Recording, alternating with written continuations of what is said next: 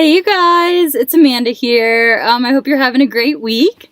Today I wanted to share with you 4 tips I have when picking out camp cookware.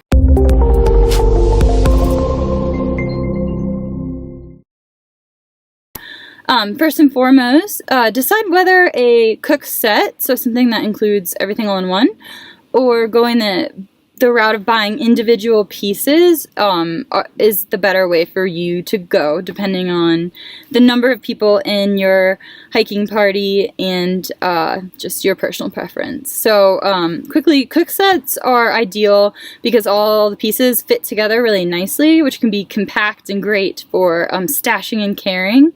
But individual pieces allow you to more customize your cook set, so that could be your preferred way to go depending on the kind of meals you like to eat outdoors.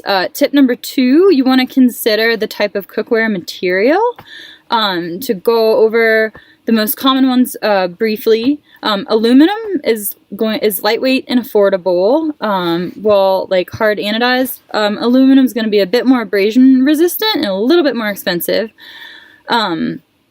Stainless steel is a great choice as in the fact that it's tougher, but it's also heavier and doesn't conduct heat as uniformly as aluminum does.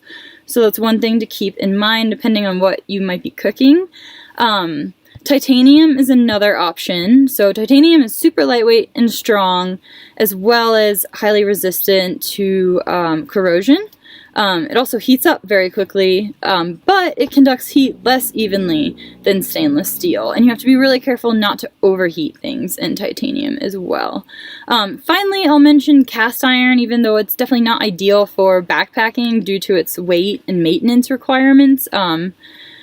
But it's great for cooking and baking in terms of conducting uniform heat and allowing you to really customize your meal. So for the gourmet car camp cooks, that definitely might be the way to go.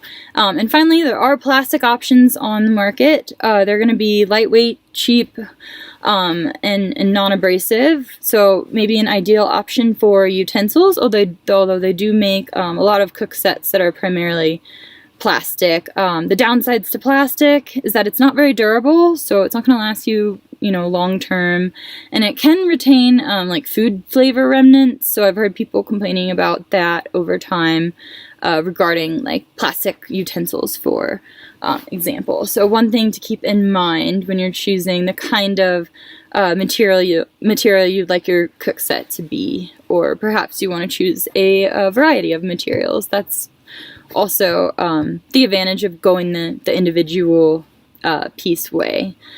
So third tip, consider the size of the pots and the pans that you choose and how compact they're going to be for storing, because it's going to be really important when you're getting your backpack together.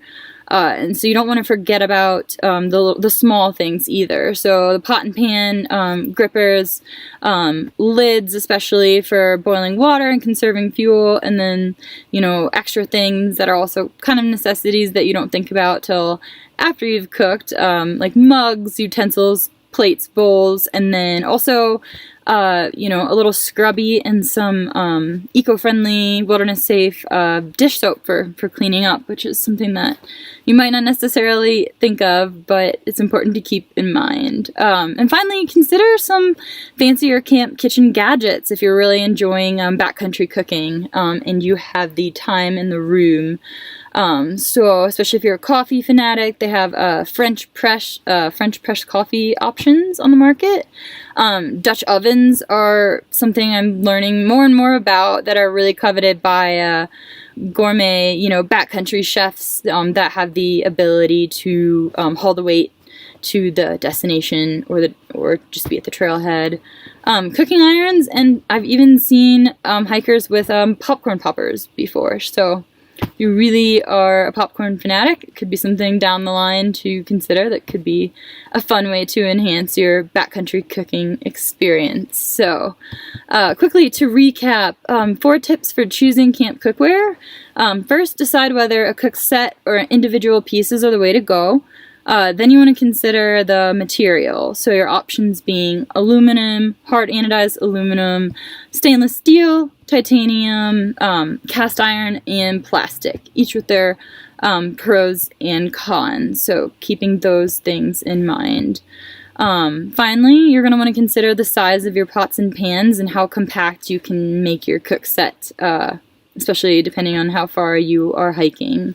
And you don't want to forget the little things like the pot and pan grippers, the lids, the mugs, and your cleaning supplies for doing the dishes. And then finally, kind of just more of a fun suggestion is, if you have the room or your car camping, or have the ability to look into things like maybe a French press for coffee or a Dutch oven for baking and cooking some fancier meals, or even cooking irons and popcorn poppers are things I've seen listed. So definitely add your additions in the comments below, and I'd love to hear what other tips you might have as well, or if you enjoyed one of these in particular. Any feedback that you have, as always, please, love to hear from you. Leave it in the comments below, and thanks so much for watching. I'll see you guys next time. Hey guys, I hope you enjoyed this video. If you're confused about what gear to bring hiking, or maybe you've wasted money on gear in the past that just wasn't right for you, you definitely need to get a copy of this book. It's called The Beginner's Guide to Hiking Gear, and we created it with the total beginner in mind. You will learn what gear you actually need so you can safely enjoy your time outdoors. It covers all that you need to know, from how to choose each item to specific product recommendations, depending on your gender, budget, place you plan on going hiking, and more. You can buy it on Amazon, and it's available in both Kindle and paperback versions. Check out the link in the description below. Happy hiking!